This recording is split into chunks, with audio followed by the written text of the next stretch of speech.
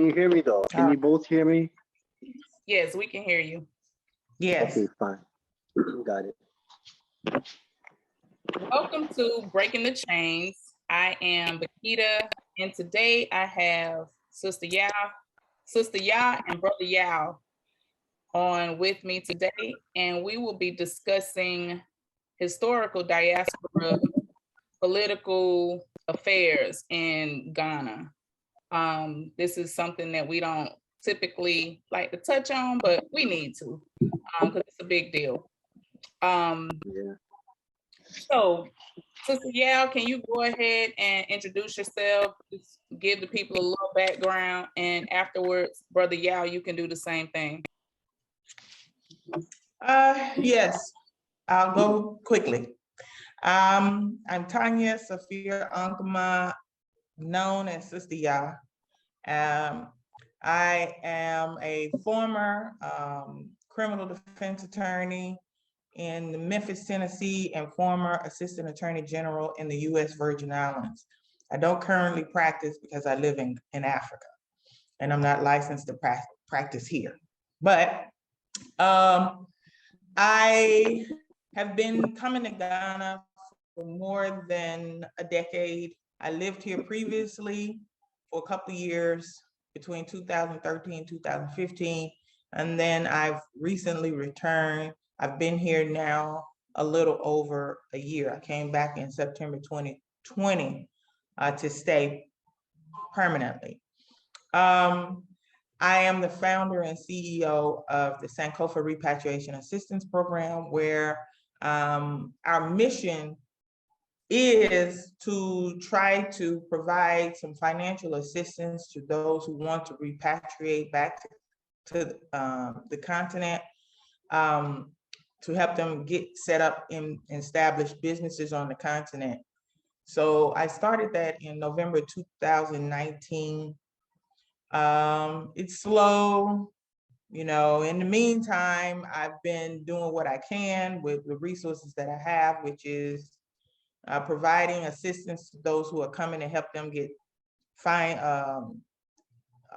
either short-term or long-term housing, helping them to get their residency permit, because Brother Yao will tell you that is, if you don't know what to do, if you don't have somebody to literally hold your hand with that, that's a whole thing.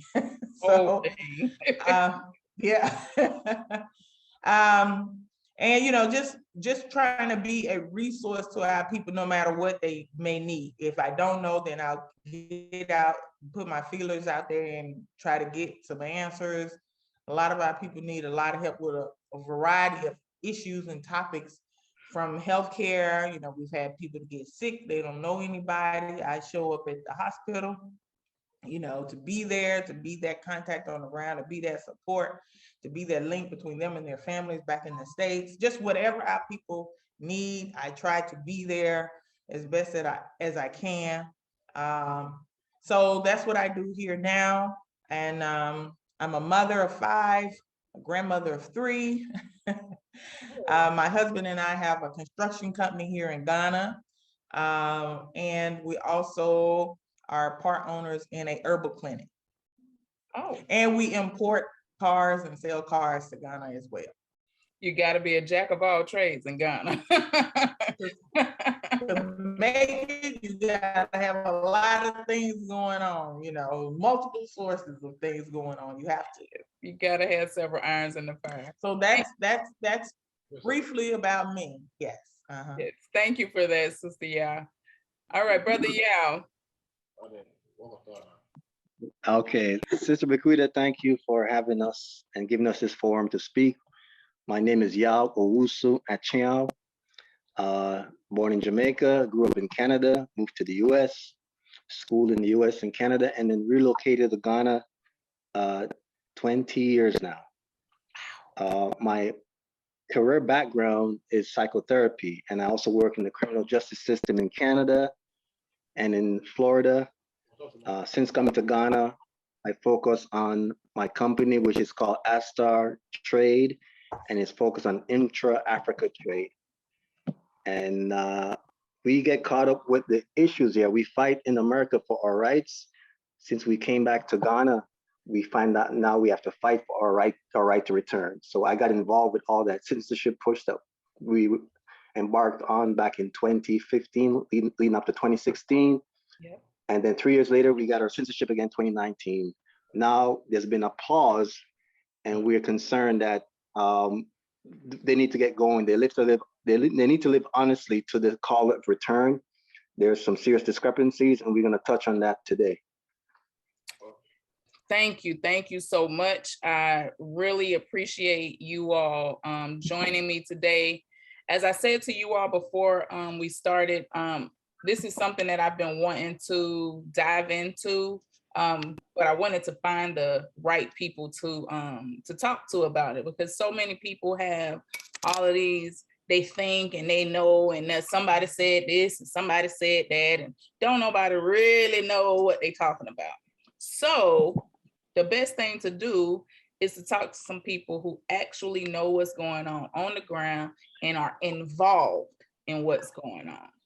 So I want to start with the fact that in 2019, the president of Ghana deemed it the year of return. Some of us had a problem with that. Some of us didn't. Some of us just didn't care. But that came to a culmination in December of 2019. There was a lot of festivities. There was apparently almost $2 billion of revenue garnered for Ghana in that time, which apparently stemmed directly from the historical diaspora. And I'm when I say historical diaspora, because I feel like we need to distinguish between the diaspora that left willingly and the diaspora of the transatlantic slave trade, who were forced to leave or taken forcibly. So that's what I'm referring to when I say historical diaspora. So we raised all this money, and then, or we brought in all of this money into the country. Then here we come at the end of the year. Now they're saying they rolling out the Beyond the Year of Return initiative. Wrapped in all of these initiatives was supposed to be some citizenship and right to return and several different things that I think we all tend to just roll it all up in one. And here I want to kind of dive into how you all, or what do you all see as has happened since? Well, yeah, first of all, I'd like to say that we are most grateful and appreciative to the president of Ghana and those around him who saw it fit to welcome us back home. Absolutely. We commend him for that then. We also commend President Mahama, who did it back in 2016. But I want to start off by saying, repeating what President Mahama said. In giving us the citizenship certificate that day, he said, I am not doing you guys any favor. Don't thank me. I am basically, that is very important to set the stage for the rest of the conversation we're going to have today. We're not here to beg anybody. We have a right to return. It's a prince and a favor when we come home. If you say welcome home, make us feel welcome. Absolutely. Sister Yao?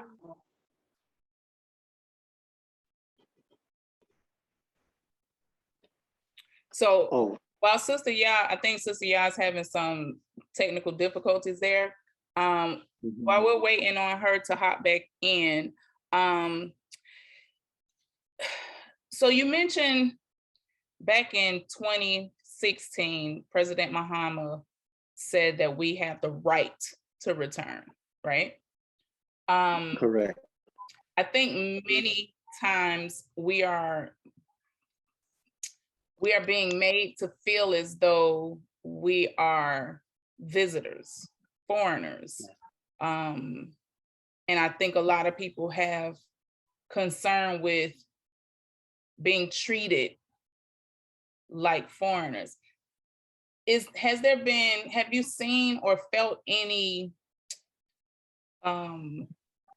ground being gained and us actually being treated like we belong, or that we're returning instead of visiting? Well, the number one barometer to answer that question, the measurement is if we are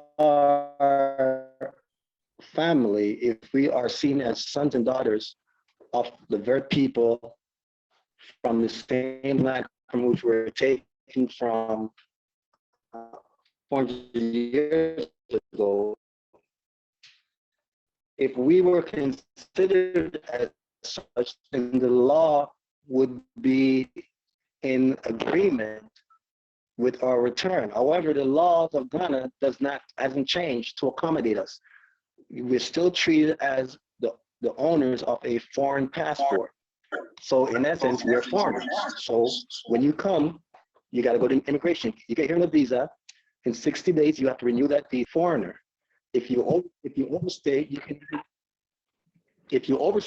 you are threatened or could be threatened with deportation. Right. And if you do overstay, you have to pay a fine. That's not family. Right. So by still intact as it was during colonialism. Yeah. So and also there are some other issues. I'm sorry, I disappeared. I had to change over to my phone data because the Wi-Fi was just acting up. But there are a lot of other things. When we come here, currently what we get is a residency permit that does not allow you to work or anything. Okay. And we get charged, if we want to register a business, we don't get charged the fees as somebody who is coming home as a Ghanaian. We get charged the fees for a foreigner. And if you want to get lower fees to register your business, you need to get a Ghanaian citizen to be the majority owner of your company, the majority shareholder of your company. A lot of our people don't know any Ghanaians that they trust or are willing to do that. That's an issue. So there are a lot of things that not have been made. If you're telling us to come home, a lot of people who come home, they need to be able to work and do things. The residency permit itself is $1,000 US, and you have to have the company that you're working for apply for that that work permit for you. Right. So currently, there's just a lot that wasn't considered when they or thought about when they said come home. We have to get these issues addressed, like Brother Yao said. It's a lot that still is not, the pieces of the puzzle are not all there. You know what I mean? To make that transition easier for our people. Right. So let's take a one step back, and I want to ask you, how do you all feel that we are responding to our right to return? Like,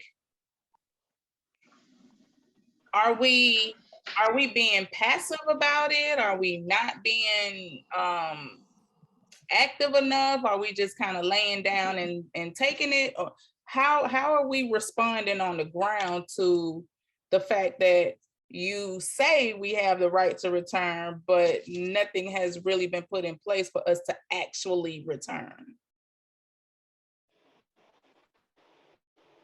Brother Yao?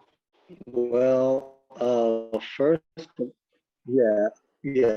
first of all, the one thing, okay, so people have been trickling in over the years, over the centuries, from the very first day we were taken from these shores, people have been trying to get back. It's not as easy, back in 17th century, 16th century to get on a ship and come back, but people have made that attempt. So we've been coming back over, but there's been a kind of an increase in awareness over these last decades, and definitely in the last couple of years, people are now coming in more numbers. So yeah, we trickling in, but more and more younger people I see are coming to Ghana. The different demographic, families are coming. But the difference is when you make a call out or declaration, people hear that call, come home, and then it incentivizes them, and so they're coming home based on that call. But we were coming before they made the call. It's the point I want to make. Right. So what is it that needs to be done to make this a more seamless process for us? Can I come in? Yes, please. I want to know that we are not organized people. That is the issue. Okay. And I've said this to Brother Yao, and I've said this to other people. We expect people to do what's right just because it's the moral right thing to do. And that makes us a very politically immature people. We don't understand what it takes to get what you want. And we have this same issue. I can speak on the United States. I don't know what it's like in other countries. We're just not organized. When we talk about how in the United States, how we see all these other groups of people get what they want, it's because they're extremely organized and they move as a unit. You know what I'm saying? Yeah. We just are not that way. And while we do have people trickling in, we're just not organized as a unit to get. I believe we can get everything that we want if we organize ourselves in the proper way. You understand what I'm saying? And let me just be clear. If I can just speak candidly, yes. Money talks. Money Absolutely. talks. Absolutely. Money talks, bullshit walk. And until our people get that in their head, we're gonna stay losing. We're gonna keep losing. Absolutely. You understand? And Brother Yao can give you a prime example of what I'm talking about dealing with the hemp situation here in Ghana. Brother Yao, you want to give them an example of what we're talking about? Sure, and sister, and that's what I love and appreciate about you. You hit it the nail on the head. It's about putting our monies together like other groups do in all situations to advance their personal benefit, but their group benefit. So thank you for bringing that to the forefront. The example I'd like to present is we have a hemp bill before Parliament, asking them to legalize. And we have brothers who are at the forefront of it, and it requires money. They're lobbying, so they pay. They pay to get it where it is. It was a partial passing of the bill to allow for medicine and industrial purpose. However, they have not fully issued a license, but there is a group of from the Lebanese. Let's be frank. Who were able to get their license, and what it took was they built the Narcotics Board building. They paid for it, they furnish it, and so money talks, bullshit walks. I agree. Absolutely, absolutely. I think one of the disservices that we do to ourselves is I don't know if it's kind of a sense of entitlement or if it's a naivete or what it is, but not understanding that being politically involved in processes means spending money. Like, you can't have one without the other. You have the Lebanese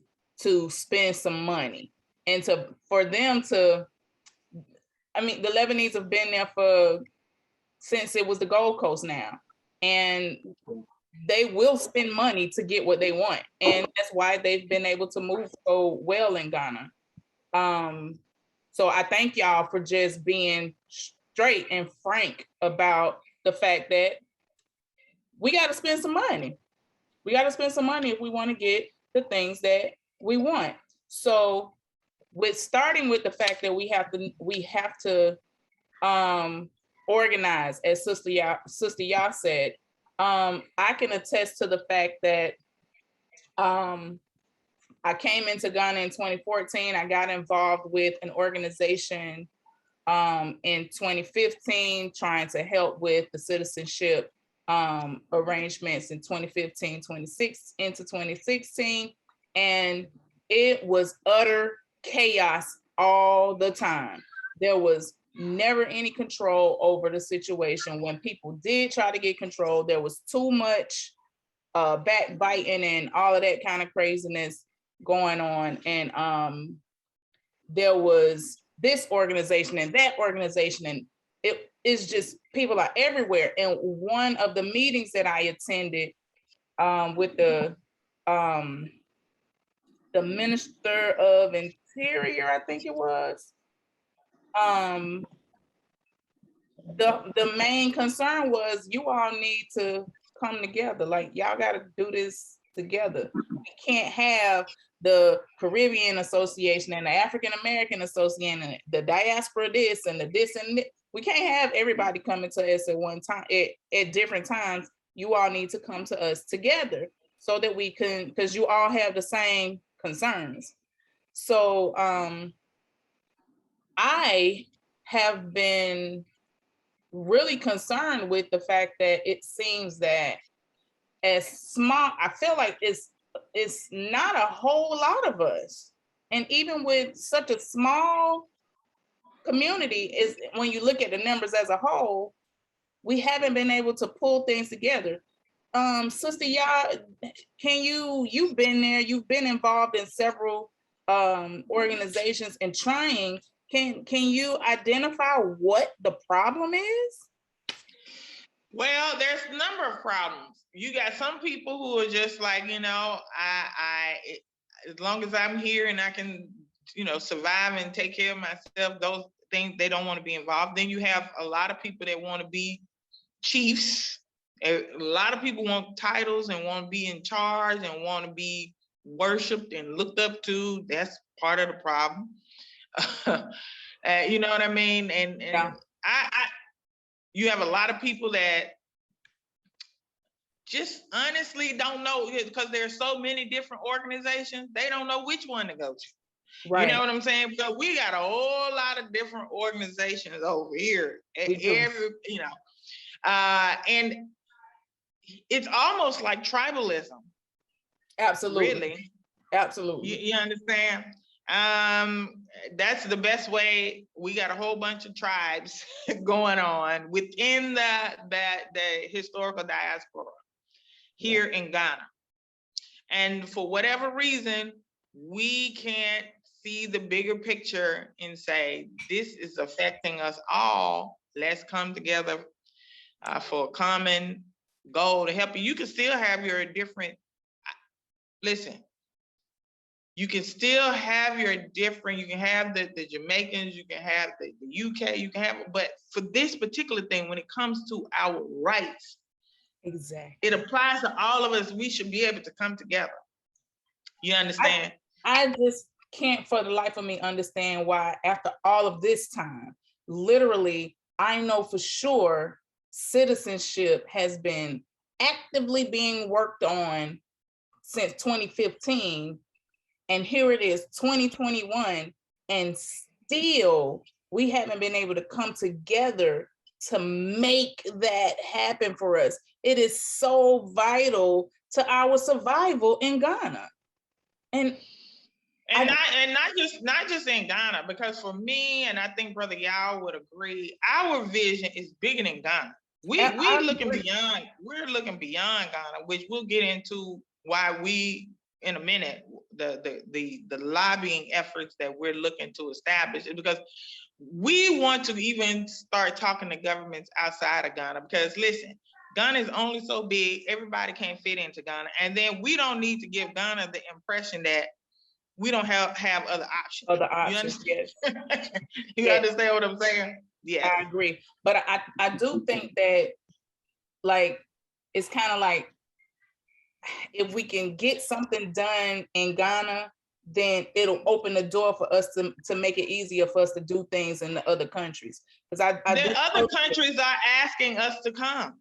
I see. That's what a lot of people don't know. A lot of brother, y'all can speak on that. A lot of the other countries are saying, hey, you guys can come over here.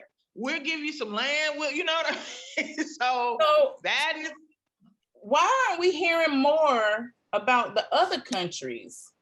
Brother Yao, can you speak to maybe why we aren't hearing more from the other countries? Like, why isn't there a bigger voice being heard from them?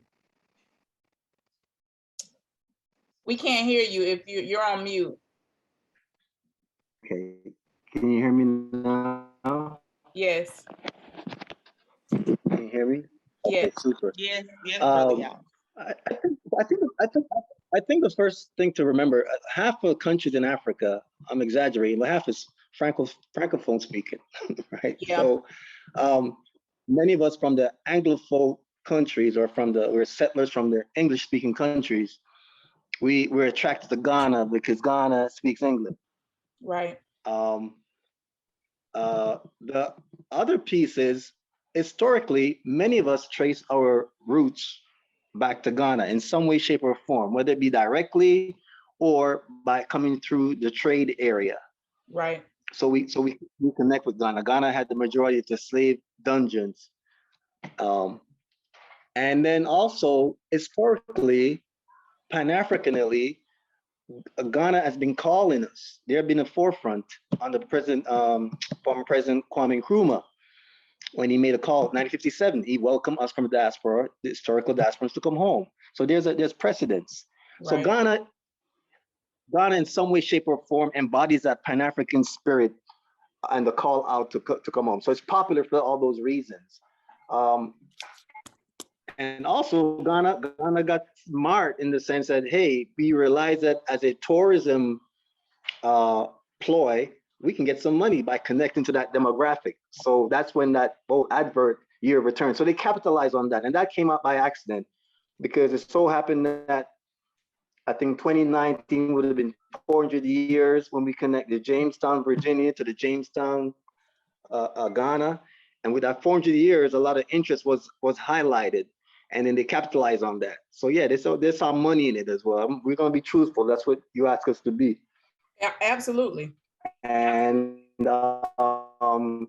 so Ghana took it and ran. Ghana took it and ran with it. Now some other countries now are jumping on the tourism bandwagon. They say, yes, they're brothers and sisters. We want to welcome them home sincerely, but also the benefit of bringing tourism to our country. Countries like Sierra Leone, Guinea-Bissau, recently Benin just asked us to come get a former delegation and come there. And Liberia is having their 200-year anniversary this year, 1822 to 2022. So they're also welcoming us home. I don't say it's not sincere, but there's also that tourism marketing aspect to it as well. Yeah, because I mean, we did bring nearly $2 billion into Ghana, so we can't just skim over that like it wasn't anything. That's right. So I want to push a little forward to this. There's a bill that's pending, the Homeland Return Bill in Ghana. Yeah, it's a proposal right now. I don't think it's actually a bill yet, and because Okay. I think they're still actually trying to work on the language. And that's one of the major reasons why we're calling the community meeting on next Sunday, a week from today, at the W.B. Du Bois Center. Mm-hmm. Yes, you're right. It's called the Homeland Return Act, and there is some language in there that, well, we don't know. Let me just say this. Okay. What we have not, I have not, I'll let Brother Yao speak for himself, and I know Dr. Cambon has said the same. To put my eyes on it, to see it with my own two eyes, I've not seen it. Okay. I know it exists by word of mouth. Okay. So my issue is I would like to see it because I don't understand why it's being kept from us, why it's so secretive. What I have been able to see is somebody's summary of what they read in it. But that's not good enough for me as an attorney. I want to read. I want to read it firsthand. I want to see it and I want us to have a voice as to what is in it. Absolutely. You know, if we see that it's lacking somewhere, we need, because the summary that was given to me was sort of lacking. I saw a lot of, I'm like, there are a lot of issues that's lacking, you know, that need to be addressed. This is not complete when it comes to our people being able to come home and have a clear-cut path to citizenship, a shortened period of time. Because right now, as it stands right now, when you come to Ghana and you get your permit, you have to be a legal resident here for 10 years before you can apply for citizenship. So one of the things that they're doing is attempting to reduce that. If you're married to a Ghanaian, they're reducing that down to 2 years. You know, so they are attempting, from what I heard from the summary, but there are a lot of things that are still missing, like the business piece, registering a business and things like that, that we want to have some input in to say these affect our ability to come here and live, and these things need to be addressed in this act. With that being said, I'll give the floor to my brother. Yeah, thank you for mentioning the Homeland Return Act. First of all, let me try to explain what it is. As Sister Ya said, it's a proposed draft bill, what a bill would look like if it were to be passed. It's going to be put before Parliament. It is a bipartisan issue, meaning it's supported by both parties.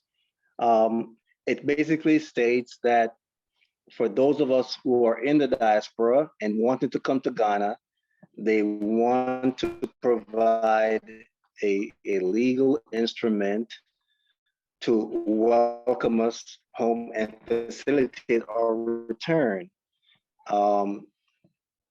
Return in terms of permanent residency and citizenship eventually. But there is not a lot we can say about the bill because we have not seen it. I asked Mr. Babio, who's the director of the Diaspora Affairs Office of the President, why? He said they don't want it to get into the media. If the media get a hold of it, that was his response. Now, I find that disingenuous because let me refer to another bill that was being worked on before the Homeland Return Bill. That bill was called the Diaspora Engagement Policy, which was started being drafted under the previous administration. This would have been President Muhammad's administration, and the Diaspora Engagement Policy addressed two demographics. One was Ghanaians who left to go outside for economic reasons, and their children. We call them second-generation Ghanaians or third-generation Ghanaians. And the second category was people of African descent, which is us, the historical diasporans. And that bill, I got a copy. I was able to see that. I asked him for it, and I got that in 2018. There was no hoopla. There was no media a disadvantage to showing the bill. So I don't know why they're saying now that they can't show this to us. But let me mention my concern about. I'm sorry. I was going to say I was under the impression that when there's a proposed bill, it's public information in a democratic society. Yeah, so that's why I don't understand what the issue is about letting us read it. I don't understand. Yeah, that's a bit much. I was told personally, as well as according to Dr. Cambon, he was also told personally by the same person mentioned by Brother Y'all. When I asked face to face in his office, can I have a copy of it? And the answer was no. So for me, I don't understand. I don't understand it. Okay, I don't understand that either. That is, I can see how that can become quite frustrating. So what do you all propose? How are we moving forward? Like, what are we doing to deal with this? So let me state why this question or this topic is so important. The Homeland Return Bill, when it becomes a bill, will affect millions of us, people of African descent, who were victimized by the transatlantic slave enterprise. So we have a bigger stake in it than anyone else. It's going to address our rights, our path to citizenship once it's enacted. However, with our experience from the diaspora engagement policy, which I mentioned, Dr. Combona and I were invited by the committee that wrote that bill, and we participated in it. And every time we would make a contribution, we found out on their final draft, our contribution was not. For example, when we mentioned that we need to define what the historical diaspora is, I like you said at the top of the conversation, ourselves from those who maybe left more recently in recent times to go out, find jobs from Ghana, so outside of Ghana, to come back home. We are the historical ones going back 400 or 500 years, the ones who left our parents and grandparents, great-great-grandparents, our ancestors, and we did not choose to leave, but we chose to come back. That's the one we're talking about. So in that paper, we defined it.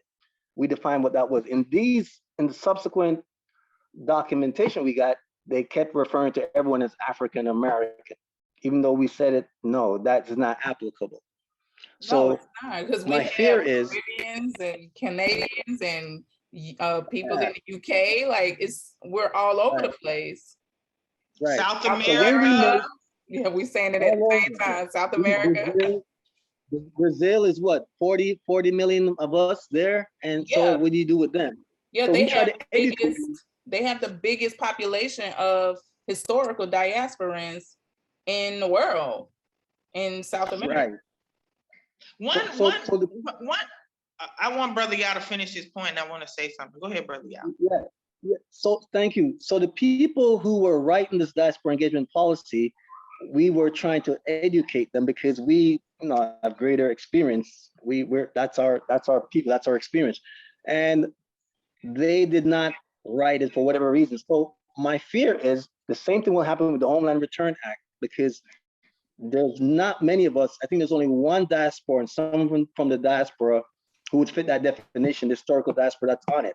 And therefore, how can we speak to that issue if you don't feel what we feel? So let me say this again. An example of what we would like to see in the bill that's not there from the summary we read was that let's address the land issue. If we come back and we buy land here, we are given a different lease term than Ghanaians. We give them 50-year lease as opposed to 99 years plus. We said in the bill that in the document Dr. Combona and I are working on to put to the Homeland Return folks, we say, let it be so that for those of us who already bought land here, or we plan to buy land here, let us have it so that, initially it can be that you get a 50-year lease, but when we get our citizenship or status changed towards permanent residency, you should be able to get that 99-year lease granted like other Ghanaians. So we put that in there. That's an example of our input. The ones around the table at the Homeland, they were not thinking of that. So it's definitely worthwhile and necessary that they have us at the table to put this in. Specifically, Dr. Kumbon and myself, we've been working on this since 2018 in terms of diaspora engagement policy. Yeah, I think it's really important that those of us in the historical diaspora understand why citizenship is so important in not only Ghana, but in Africa is especially West Africa. So can one of you all just explain why is it that we're pushing so hard for this citizenship to be I guess upgraded for us? Like, why can you just explain that, please? So well, this is my perspective on it, and I'll let Brother Yao speak on his. We never voluntarily gave up our rights. Our ancestors, our great-grandparents were taken forcibly, kidnapped, removed away from their land. No, we never voluntarily gave up anything. You understand what I'm saying? So right. What we're asking is for something that's rightfully ours to be given back to us. Right. So we're not asking for any favors. We're saying, give us what's owed to us. Give us what's ours. Exactly. And I'll let Brother Yao speak on it, what his perspective is about why it's so important. But also, listen, without your citizenship, you can easily be made to leave. You understand what I'm saying? There's no real protection for you as a citizen. Every constitutional right that's guaranteed to a Ghanaian in the Ghana Constitution does not apply to you, and you can come here and live here and build your whole life here, and it won't apply to you. Away from you. Exactly, and you can be made to leave. Yeah. So that's the most important. That goes for people who are going to any country to build their lives. You understand what I'm saying? And you can be made to leave again by force. Yeah. Now I want to say this, and I'll let Brother Yao answer that question, but this is a point I want to make. The educational piece is not just for us, it's also for our Ghanaian brothers and sisters as well, because what I'm seeing, what I'm feeling is they genuinely do not feel they're not empathizing with us. They're not, what's the best way that I can say this? This struggle, this thing that we feel to want to come back home, really, they don't understand why we want to come. That's the honest to God truth. They don't. Why in the world do you want to leave heaven on earth, America, the UK, and to come here? And they just simply do not identify with us on that level. Right. You understand what I'm saying? So the educational piece is not just for our people, but also for them. And I have made some really good friends in the office, in the immigration office. You know why? Because I'm constantly there all the time. But when I first started, when I got here and I started going there, I was like an irritation to them. They see me all the time, and I'm coming with all these people. You understand what I'm saying? There was literally like irritation until it was to a point where I was just like, I don't care how irritated they are. I'm literally going to force these people to give me the information, to give me the assistance that my people need. You understand what I'm saying? Until it got to the point they were like, well, she's not going to go away. Now, guess what? I have immigration officers calling me when a diasporan shows up in immigration and they have problems and they don't have everything. Immigration officers, they have my phone number. They call me. Oh, Sister Ya, Madam Ya, there's somebody here. They need your help. But at first, it was like, here this American lady is again. You know what I'm saying? Because they genuinely, and there's so many misconceptions about us. Oh my God, yes. And I really want to thank you so much for that. I don't think people really understand how valuable what you have done and are doing is for us. The people, we talk about representation mattering here. Representation matters there also. We need them to see that, for one, we're not what you see on TV. And two, we come from a people who are willing to stand up and do what we got to do to get what we want, and we're not gonna just melt away easily. So you doing that, I feel like it really helped. It could have helped to kind of make people see that these people not what we think they are. Yeah, Brother Yao is equally respected in the Office of Immigration because he does the same thing. He goes there. I'm talking about we physically go there when we have people that need assistance, because we have that relationship with those people in immigration, and they know that we know what's needed. So in fact, now they welcome our presence in the immigration office to provide that assistance with people. So he's also very well known over there as well. Good. I want to answer the education piece. Sister Ya explained it. I just want to give provide an example. When we got our citizenship certificate handed to us in 2019, December 27, 2019, there were audience of various stripes and background, and there were people in the audience from different backgrounds, many Ghanaians, and someone in the higher ups told me that the people in the audience were saying, tell those people who are getting citizenship to give us their passports, give us their UK passports, their US passports, their Canadian passports, we will go since they don't want it. What? That goes to show that they really do. Yeah, they don't get it. So many of the people who are writing these diaspora engagement policy or Homeland Return Act, I'm gonna go on a limb and tell you, were they to get the chance to go outside, including those immigration officers, they would take it and run like hell. So they really don't understand us. It's perplexing to them that we're down there wanting citizenship, wanting a resident permit, wanting permanent residency. And I'll give you another example. There were about 252 of us worked to get our citizenship in 2019. There was some mess ups. So when I got the list came out, it was like less than 126. And because I recognized many of the names who we thought to be on the list was missing, I contacted the Diaspora Affairs Office of the President and said, wait a second, a lot of people are missing for no reasons. Example, Brother Joshua got his, but his wife didn't. Yet they applied at the same time. Yeah, and there were some other examples about 5 couples in that situation.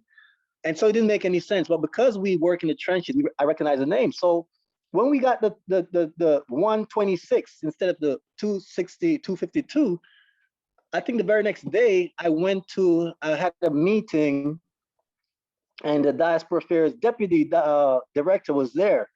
And I came to let her know, hey, a lot of people are missing. You know, she said to me, she said, oh, yeah, you all got 126. What's up with you? Every time you talk about this diaspora, there's one, you guys at 126. Isn't that enough? So goes to show you they don't get it. Even the ones who are in charge of representing us, they don't get it to what Sister Ya is saying. They don't feel what we feel, and who feels it knows it. Who feels it knows it. And, you know, I think one of the main things for me as an entrepreneur when it comes to citizenship, and I always hear Ghanaians saying, oh, you guys need to bring jobs. You guys need to build a school. You need to do this. They want us to do all of these things. And we have people literally coming and bringing their whole life savings and dumping it into Ghana. But if I don't have citizenship, it's gonna take me more money, or I gotta do some crazy finagling to actually open a business, because I may not have $500,000 in collateral or equipment or whatever to be able to get the foreign license, or I have to get a Ghanaian and I don't really know a Ghanaian that I can just say, hey, here's the majority of the shares of my business. Or when we talk about the whole land situation, there are so many people who are coming now in their 20s and 30s, and they're buying land, and they'll still be here in 50 years, God if God allows that. So you get to be 80 years old and there's a possibility that you can lose everything you worked so hard for. So those are the things that with me, with my young family, and unfortunately for me, I'm married to a Ghanaian, so it's not such a big deal for me. But I think about other people like me who have small children and who have businesses and all of this stuff. And it's like, how are we supposed to heed the call? How do we answer the call if we're not going to be given the tools that we need to be able to properly do so? So yeah, and let me just say with the land piece, based on what I know, I don't want everybody thinking that when your 50 years is up, they're gonna come take your land. They're not gonna come take your land. Let me be clear. Okay, nobody's gonna come take your land. You do not have any cases over here where somebody's lease is up, because there are plenty of Lebanese, Chinese, foreign people who've been here building high rises. I'll give you an example of Accra. Accra belongs to the Gan people. That's their land. But and Accra is developed because of foreigners, not because of the Gan people. Right. You understand what I'm saying? So there's no cases of anybody coming back at the end of the lease period. You can renew it. You can renew it. Nobody's going to come take it from you. So I don't want people thinking that they can't buy land because somebody's going to come and take it from them in 50 years or take it from their kids or something like that. I've never heard of it. And I spoke to several attorneys and they were like, no, that one is not nobody's going to come take the land. But because we come from the West, we have a different idea about land ownership. This whole lease thing is very confusing to our people. My husband is also a Ghanaian, just like your husband. So these issues don't really affect me, but because I don't look at it as it's just about me. I could go somewhere and say, listen, I got businesses registered. My husband got 51% ownership and I got the Ghana rate. Exactly. So I don't have that problem that these other people have. Or I'm going to get my permanent residence, where I don't have to keep renewing because I'm married to a Ghanaian.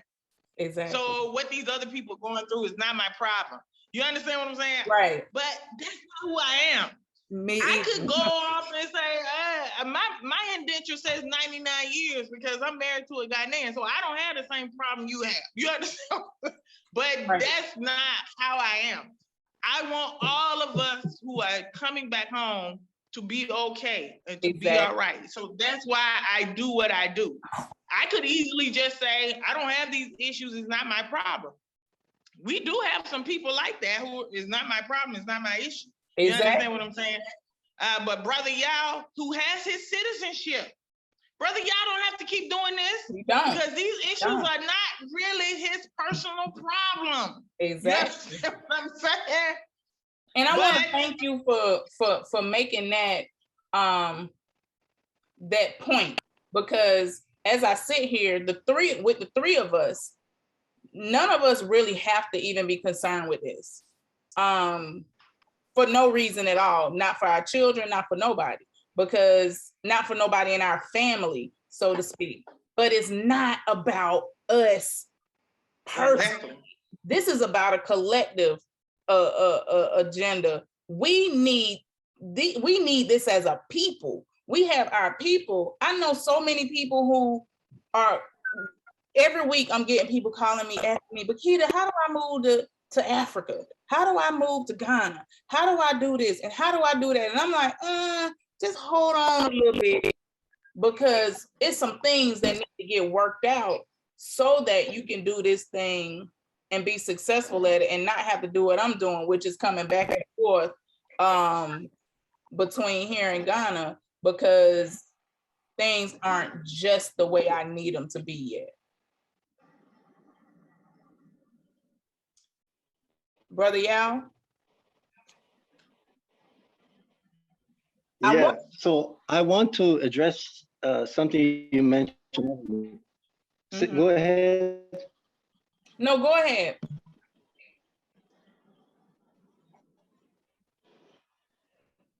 Go ahead, Sister Bequita, I'm listening.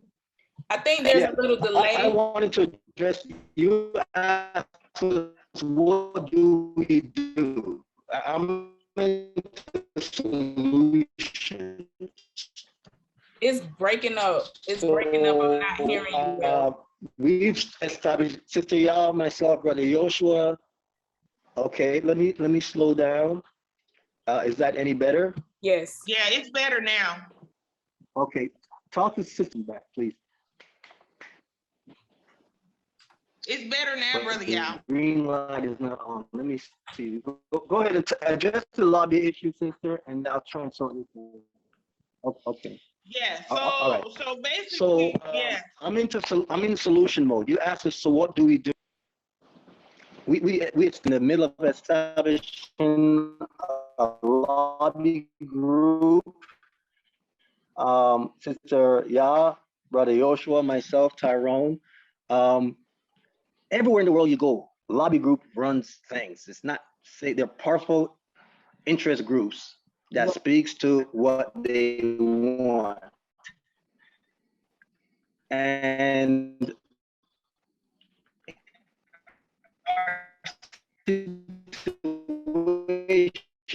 even in the US, with all the money that we have flowing to our community, I don't know of any Lives Matter issue. When was the last time you saw a Jewish person protest? You got the Jewish Defense League, JDL.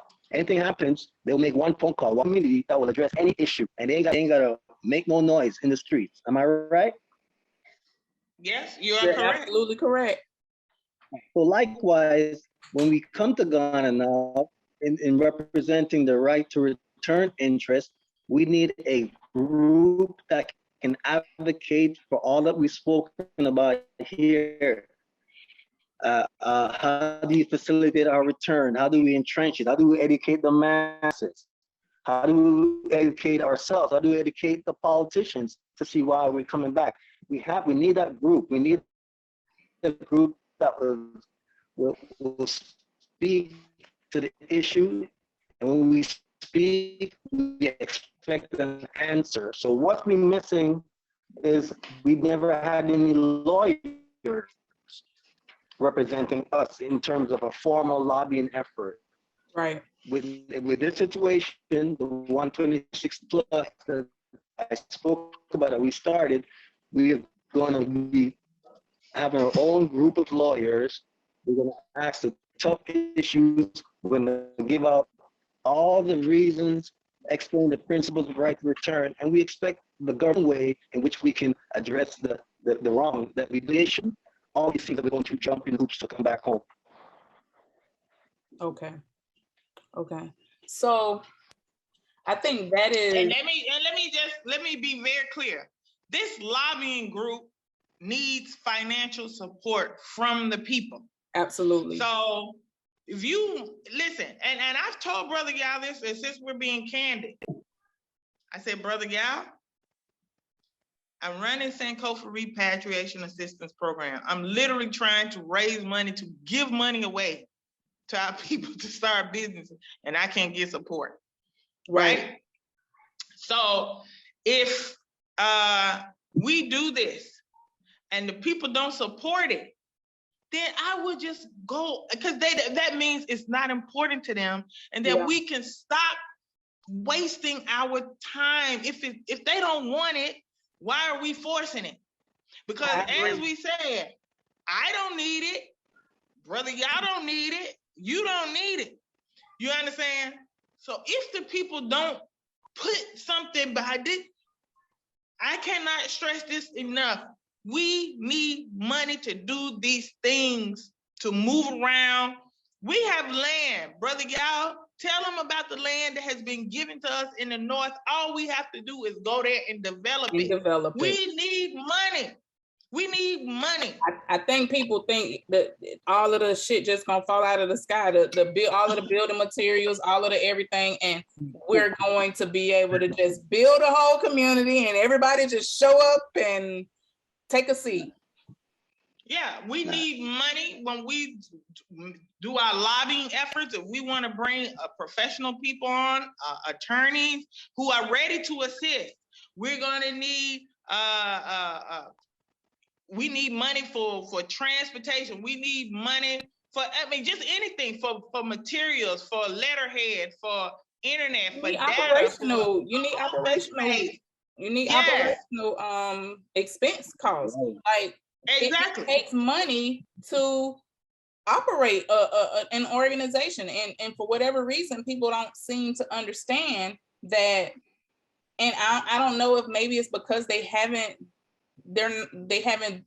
worked in a business on a upper levels, but when you look at the revenue cycles of even nonprofit organizations, there is so much money that has to be circulated and spent just to operate.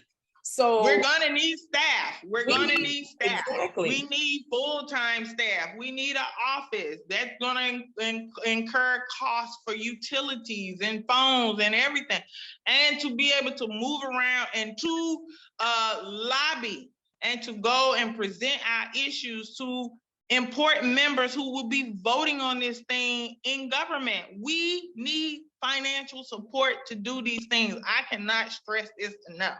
So if the people, and I told y'all, if we put ourselves out there and we put this call out there and the people don't support it, then at that point, we all know that we've done everything we can do, and we can just go mind our business, go focus on our own personal businesses and leave it.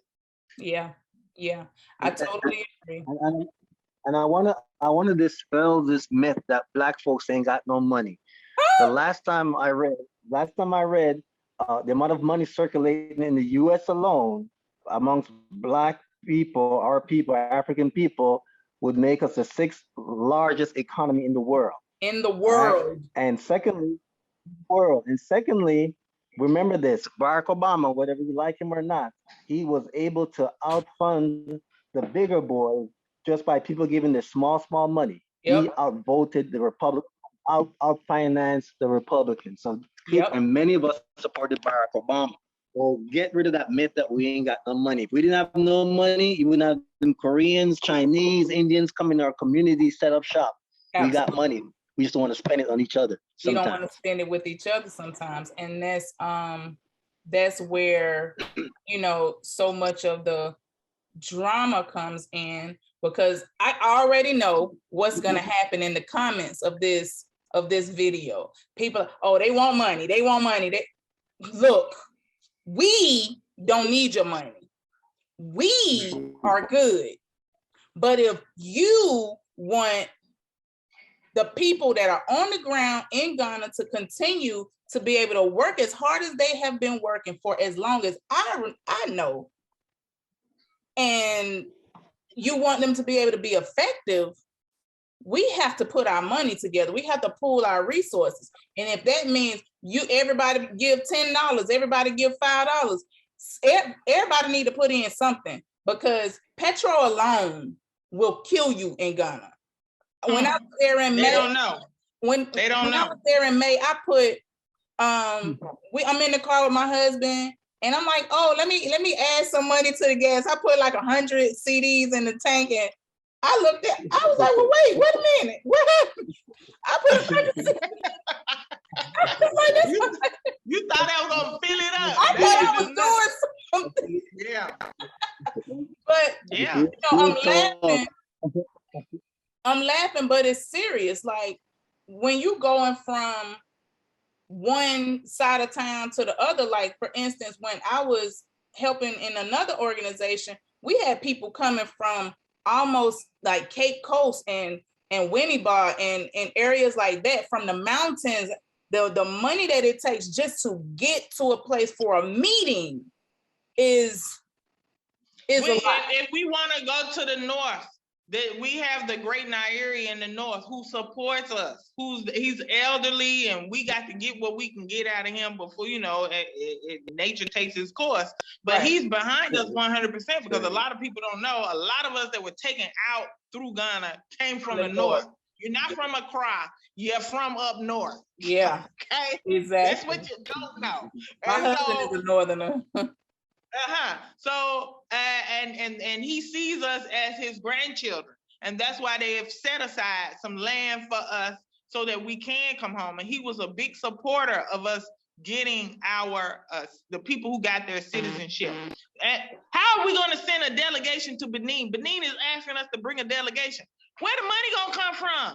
We can't do that without no money.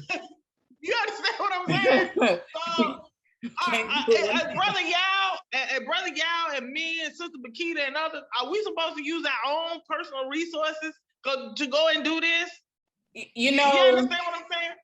You know, I'm like I said, people gonna, I know it'll be some people in the comments talking about what we need for money, and we begging for money, and excuse me, both of y'all, excuse my language, fuck all that.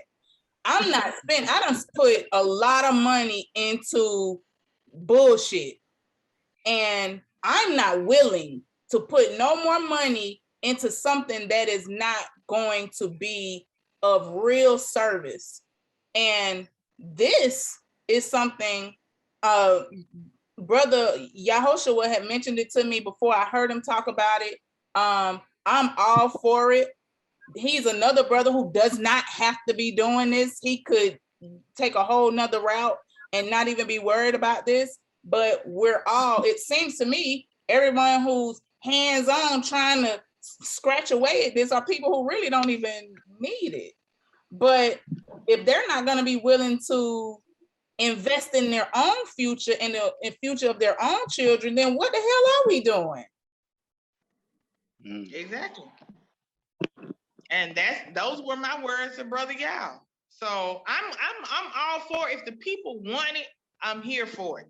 If the people want it, I'm here for it. But if they show that they don't want it, guess what? Sister, y'all gonna go somewhere and sit down. Exactly. We have to, because at the end of the day, for me, I have 3 little Ghanaians that I'm trying to get up out of here. I want us to be able to come settle there more permanently than to keep all of this back and forth thing going on. And I don't have the financial resources to put into other people who not interested in putting nothing into what I got going on.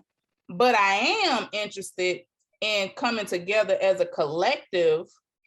And if I got $100 this month and I could throw in another $200 next month, wherever I can, I'll put in on it. But we got to see that people wanting it just as bad as we want it for them.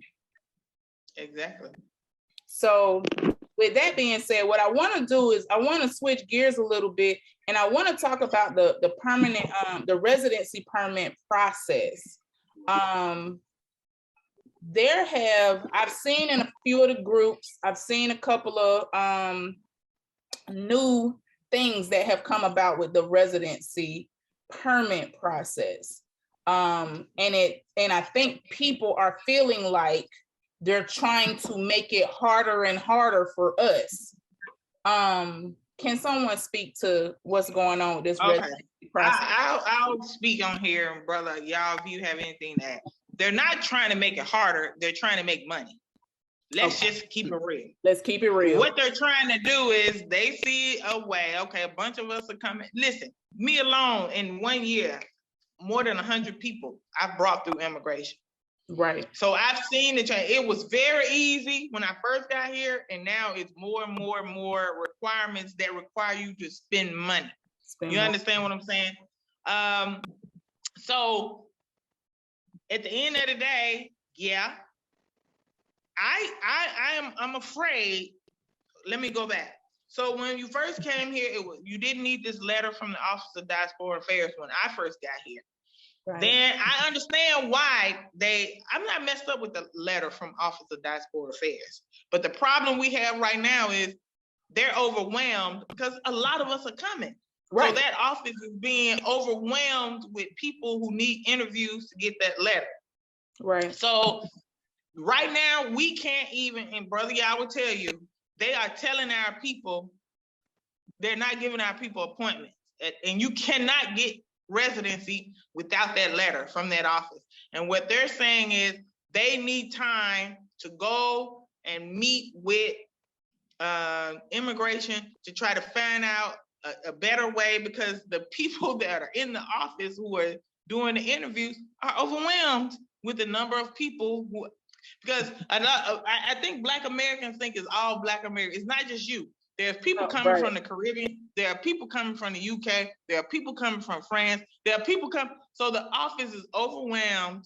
And so now it's a concern for us, because the last 2-3 weeks, people been calling us saying we can't get an appointment. They told us they can't give us appointment, that we have to wait. I don't know. They haven't told me how long these people have to wait. Brother Yao and I are in communication with the people of Office of Diaspora Affairs, and we're very frustrated by this turn of events, because you have a certain amount of time that you can be in this country. It's 60 days. Yeah. So people need to be able to know what's going to happen, what their future, what's going to happen, how they're going to move, And right now we're at a point where I can't even tell anybody. If you show up tomorrow and call me, I don't even know what to tell you now. Brother Yao, do you know what to tell them now? Yeah, you tell them to hold off on coming. Don't come to Ghana. I mean, that's as blunt as it can get. Don't come, because at the end of the day, I hate to say this, but we're being candid, right? And everything, it feels like it's a money grab, money grab, money grab. And I get it. When you see an opportunity, opportunity meets a little bit of luck, and you try to get what you can out of it. But I don't think the Ghanaian government is really, or the immigration part of the government is really taking into context that there's something about when we put something out there, people jump on it, which is why I'm very careful about the things that I say and how I approach situations, because I know that people tend to run with the things that we say, especially those of us who either are on the ground or go back and forth, especially if we have some little influence. And I say that because if we're just honest, it was the noise that we made in 2019 and the years prior to that that got so many people to jump on a plane and come to Ghana. I don't want to get in a situation where we have to make the same kind of noise to say stay away for right now. But the best advice would be don't come right now. Well, we have a situation right now where you can't even enter the country unless you show that you've been vaccinated. That's one. And I am fearful that that is going to become a requirement for residency. I'm fearful, and I have my reasons for being fearful, because right now you can't even get a residency permit without taking the COVID test, without taking the PCR test. That's part of it now, which it wasn't before, that you had to take medical. So now they put that in there. So the COVID test plus the medical, which is an additional cost. It's like things over the last few months have constantly, it's like something else. So even at this point, I don't feel comfortable telling people this is what you need, because when I get there, it could change. It could be something else. You understand what I'm saying? So for me, I love Ghana. I cannot find it in my heart to tell people don't come. But what I'm going to tell you is, a lot of our people have watched, this year return thing, and like you said, it was about tourism and it was propaganda. You think that you can just come here and get citizenship. I have so many people text me, email me, write me, Sister Ya, I want to get citizenship. You can't just come here and get citizenship. Those people that you saw acquire citizenship were by way of executive order. That was a limited thing that happened for those particular people. It does not apply to the masses. And I have to tell them, I'm married to a Ghanaian. I've been coming here for 10 years. If it was that easy, I would have citizenship. I don't have it. You understand what I'm saying? So that was something that had for a particular group of people through a presidential executive order. It does not apply to all the rest of us. Yeah. There's a process that you have to go through to get citizenship, and it requires you to live here for years as a resident. And now we're having issues with the residency process. And let me give a little bit of context to this, just so people know. Before the year of return, the only way you could get residency here in Ghana was you had to be married to a Ghanaian, you had to have a business here in Ghana, or you had to have a work permit that your employer applied for you, or you be a retiree and you show proof of your retirement. Those are the 4 ways that you could become a resident here in Ghana. So after the year of return, what they did was said, okay, and this is immigration. I don't even blame immigration because they have their rules, right, that they must follow, the laws. So what happened with the year of return, when the president started telling people to come, immigration said, hey, these people don't fall into any of these 4 categories, which are on the books. Right. So if we are going to give them just residency and they don't fall into, they're not married to a Ghanaian, they don't have a job or work permit, they don't own a business, they not have a registered business here, and they're not a retiree, you have to give us something that will allow us to give them this residency permit to live here. And that's when the Office of Diaspora Affairs came into play, and why we needed that letter, because that comes from the president's office. Right. So when you get a letter, so that immigration is protecting themselves. You understand what I'm saying? So we're not going to throw immigration under the bus.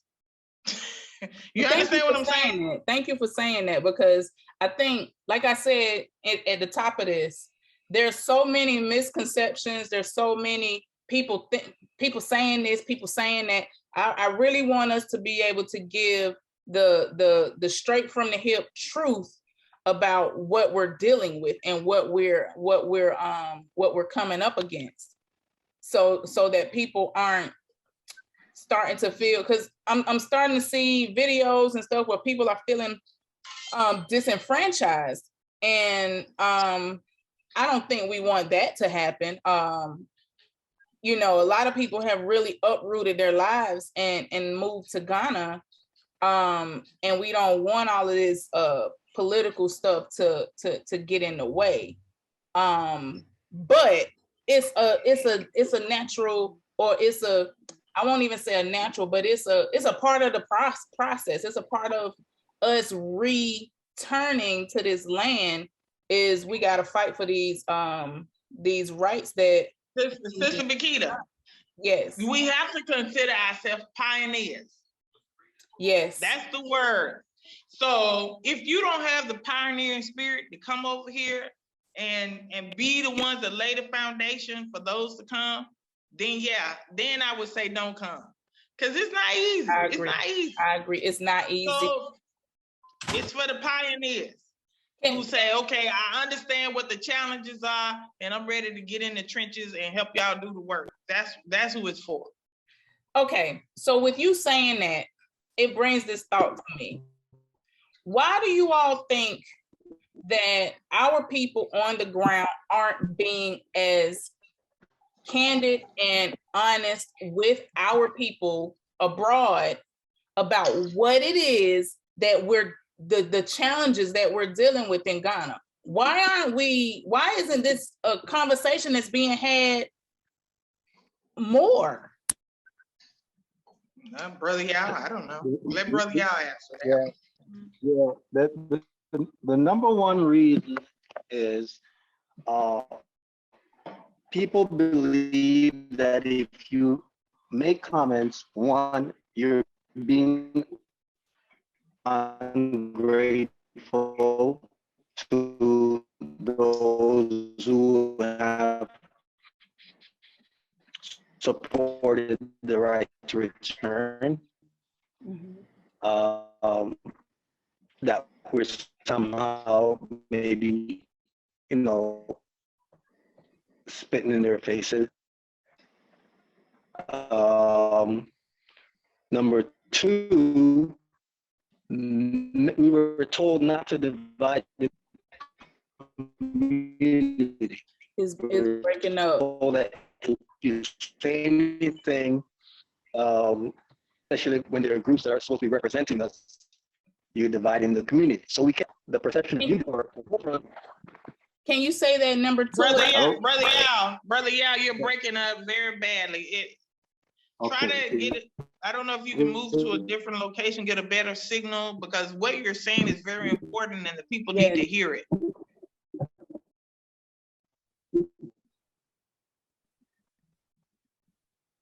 We were doing well for a while. Can you hear me? We can hear you now. Okay. I was saying number one is number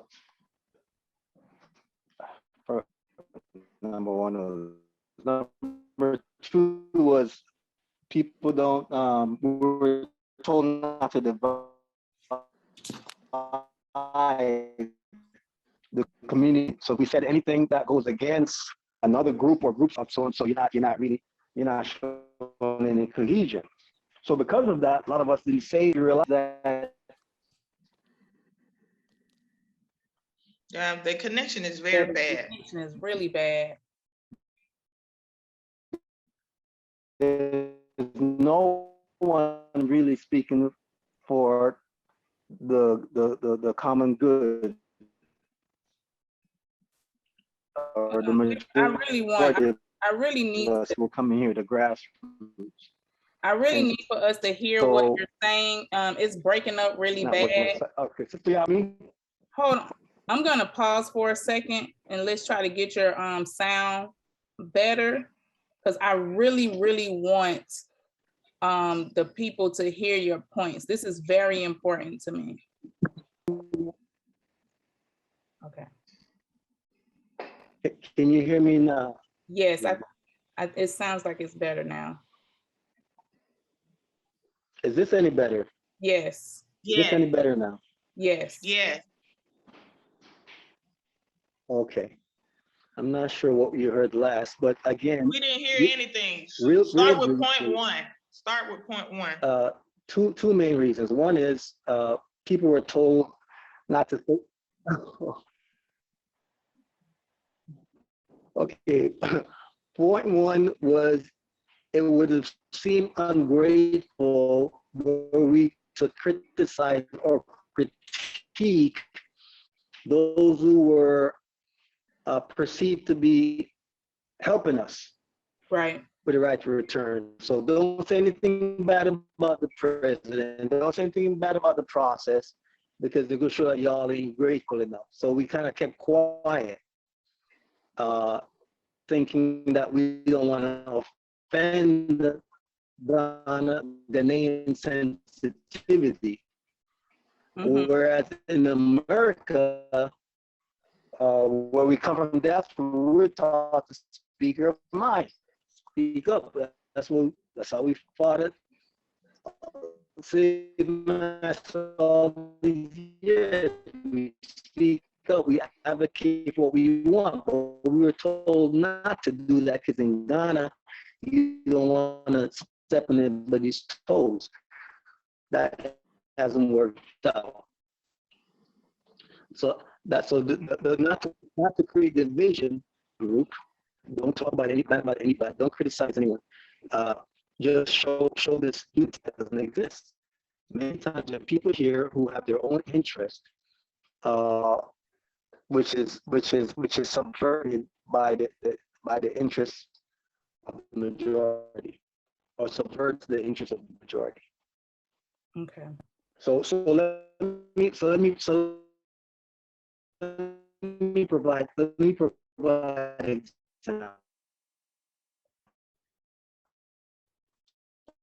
Okay, it went out again.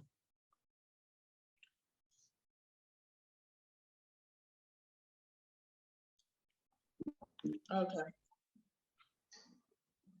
Okay. I'm seeing you, Sister Bakita. Yeah. Can you hear me? Yes, I can hear you now. I don't know where to begin. I started so many times. I don't know where I am I right know. now. So the last thing I heard, you were saying that, you know, the reason Well, why, he's perfectly clear now, so I think he should just say it again. Point 1 and point 2. Because now Okay. he's crystal clear. Okay. So we were told not to say anything bad about those who we thought were charged with um, giving us our rights to come back, or restoring our rights. Don't say anything bad about the government. Ghana is a Ghana is a society where you try not to step on people's toe. You don't speak your mind. We don't come. That's not in our history. That's not in our experience. But we did it thinking that by not fully speaking out, they would do the right thing. Mhm. After 6 years, that hasn't occurred. So now we're at a point now where we think that, as you say, we need to start talking about the realities on the ground, Mhm. and that's where we're at. Um, and number two is also didn't want to create the perception of division amongst ourselves. So Right. by speaking about people who were charged with pushing this to the forefront, but were not, we couldn't say anything about them. Again, we're at this point where we need to talk about who's really in the trenches. As Sister Ya is down by the immigration almost every day, every other day. And I would say pro bono. No one's charging her. Right. When we gave, no one's paying her. When we're doing the citizenship drive, it was Dr. Malana that was in the trenches, Dr. Cambon. We were not getting paid. We were doing this pro bono. Um, when the interview was being granted, I was there at the Jubilee office. A lot of people had anxiety. I was there. When we went down to do the fingerprint, I was there. When we got our naturalization certificate to go get our passport, I went down to the passport. We were there.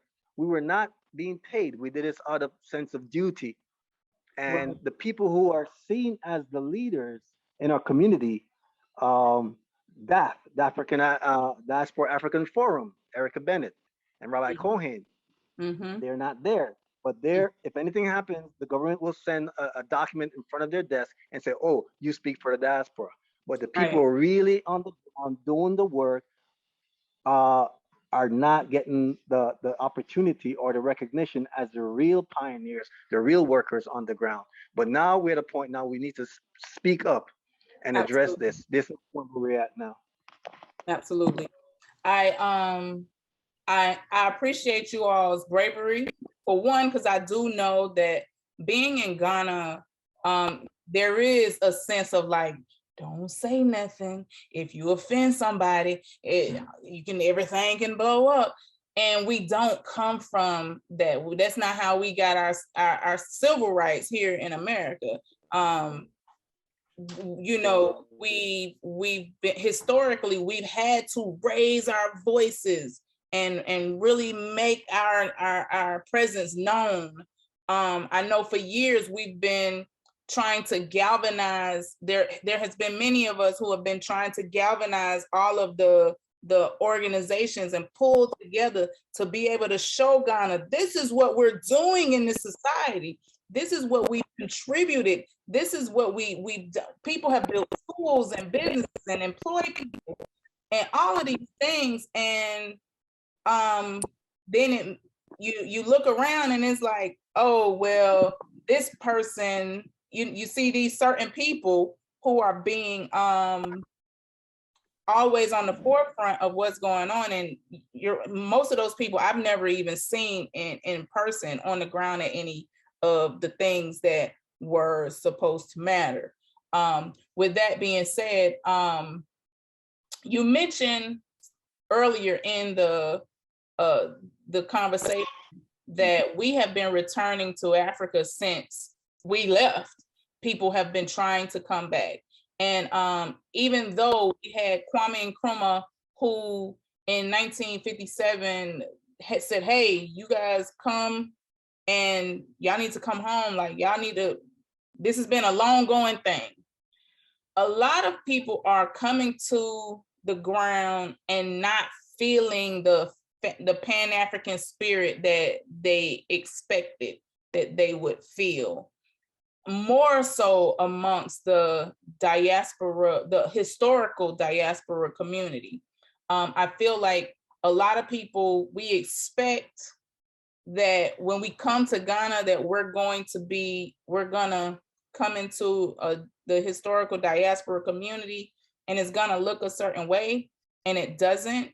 Are there any measures being taken to try to remedy the issue of our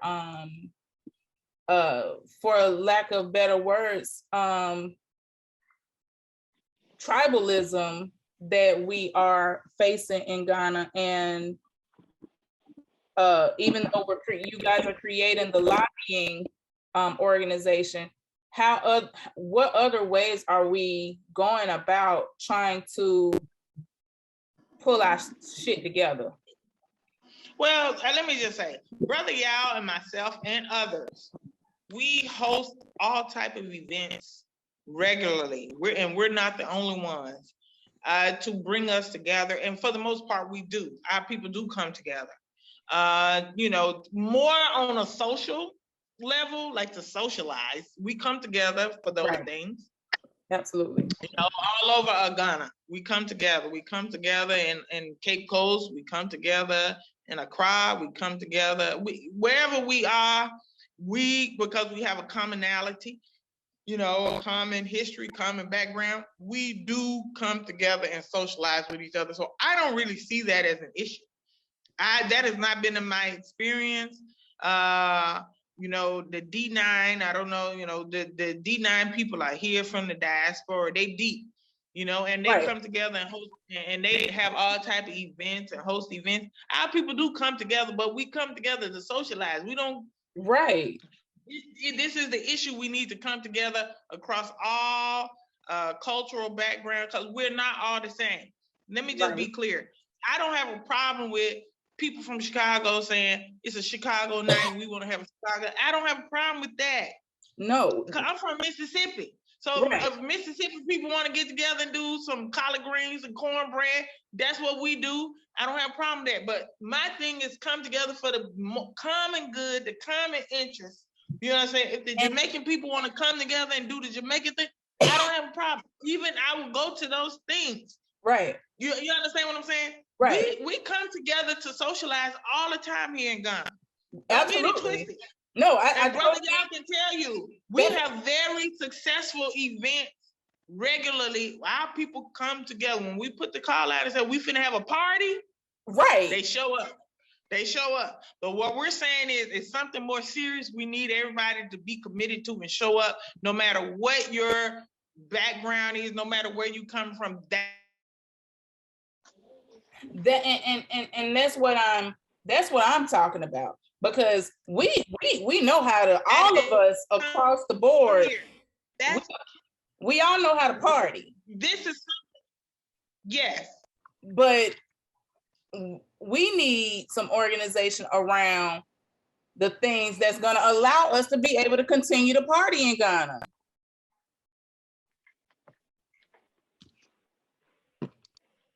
And I don't know how we do that. Like I'm really, it's really frustrating for me, because this has been a topic of discussion since I arrived in Ghana in 2014, and in 2015 when I initially got involved with a specific organization. That was the main topic of discussion. Like, how do we all need to pull it together for these things. Everybody has their own thing. I'm from Florida, and from South Florida, and we have Jamaicans and Haitians and Bajans, and it's everybody's there. But at a certain point, none of that matters. We all African, and we need to come together on this African agenda. And I don't know how I can't see far, as Ghanaians would say. I can't see far. How do we do it?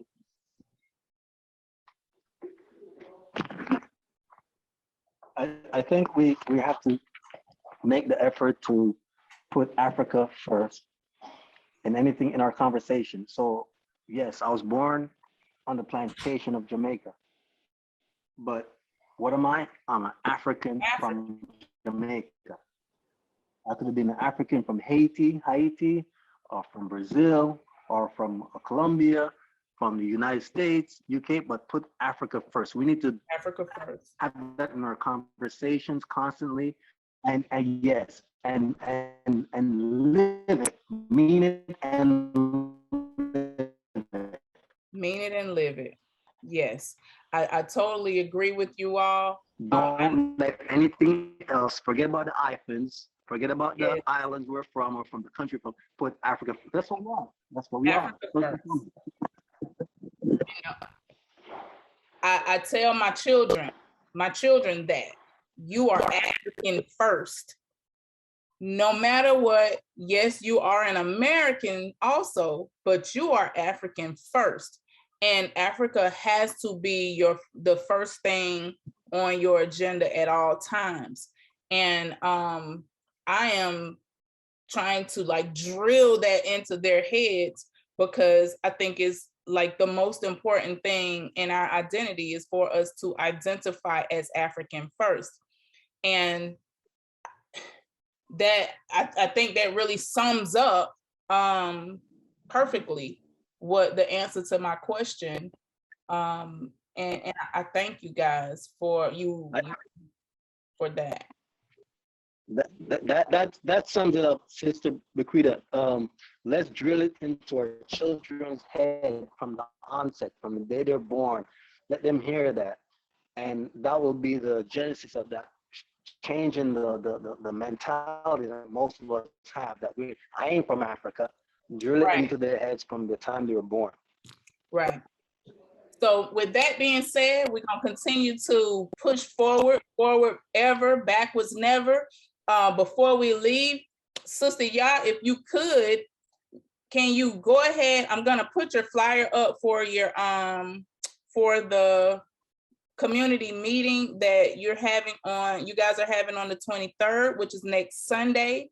Can you explain to the people what this meeting is about, what time, where it's gonna be, and how they can participate? And will there be any virtual participation? Yes, so we're having the Unity in the Community meeting to talk about these things and try to get our people to understand the importance of galvanizing around the lobbying group that we've created to get the support, and even to get people to come work with us. Because listen, Brother Yao, myself, and Yahoshua and Tyrone, we have lives, we have businesses, we have you can't be looking for us to do it all. So everybody has to do their part. Some people, have talents that they can contribute in terms of marketing, secretarial things, whatever. Well, we need others to get involved. We need so it'll be at the W.E.B. Du Bois Center in the theater area outside on next Sunday at 11 o'clock. I'm going to attempt to stream it live on the Sankofa Repatriation Assistance Program YouTube channel. That's 11 o'clock Ghana time, GMT. And we're going to be discussing these issues that we've discussed here today. And also we have a new topic that will be introduced, because we have to, in terms of businesses, we have a lot of brothers and sisters here, not just in Ghana, but in other African countries, as well as the diaspora, that need to have a platform to be able to promote their businesses amongst the diaspora and the continental Africans. So we're going to be introducing something that we're creating to address that issue and promote our businesses, because what we said before, money talk, bullshit walk. So once we can show the revenue, the money that we're bringing to the continent and to the country, specifically of Ghana, then these things matter to be able to say, look, this is how much money we are bringing into this country. You know, you've mentioned earlier about the money that we brought in during the year of return. So we have to keep have a way to track that, to show government, you know, it's not just the Lebanese, it's not just the Chinese. We are also bringing money and you know, injecting capital into these countries as well. So, yeah. So Sunday, January 23rd, WB Du Bois Center at 11 a.m. GMT. Come out if you want to vend, and, you know, contact me. The number's on the flyer. You can come set up and sell your goods. So yeah, we'll be addressing all the things that we discussed here today. Okay, that's great. A couple of things I want to mention just to write on what Sister Yah saying, Sister Bequita, if you don't mind. Okay, go ahead. There's a couple issues that's affecting everybody.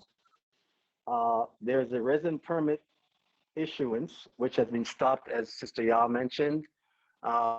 We need to get someone in the higher powers to address it, because right now, no one will be allowed to come in and stay beyond the 60 days unless they come in on their visa and they renew as a visa. But in terms of getting resident permit, there's a moratorium on that. We need to address that right away.